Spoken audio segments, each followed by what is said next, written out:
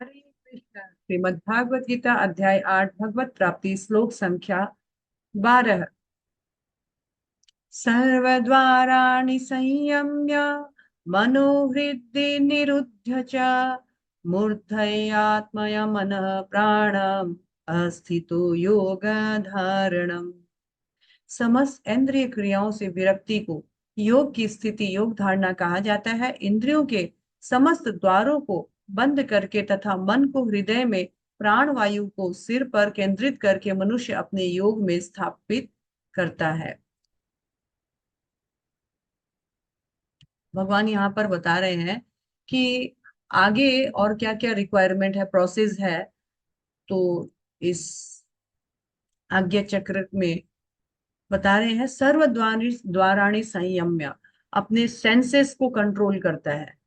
अपने सेंसेस को इसलिए कंट्रोल करता है क्योंकि वो ऑलरेडी अपने ज्ञान से ये समझ चुका है कि इस संसार में भोग में कितना दुख है, इस संसार में भोग करने के लिए कितनी मुश्किलों का सामना करना पड़ता है।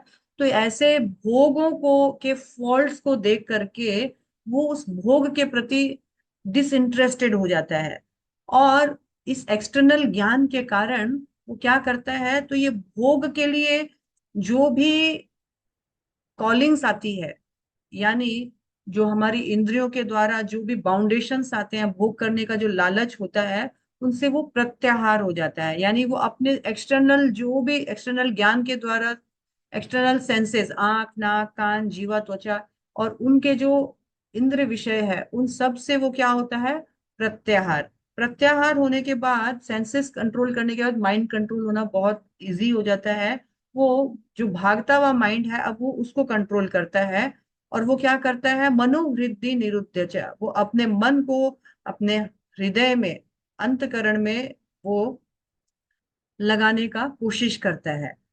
अन्य विषयों से असंकल्पित होकर के अपने इंटरनल ज्ञान के माध्यम से वो अपने मन को कंट्रोल करता है। और उसके बाद वो क्या करता है, तो मूर्धन्य आधाय आत्मना, अब वो अपने प्राणों को अपने चेतना को अपने सिर पर माइंड में स्थित कर लेता है।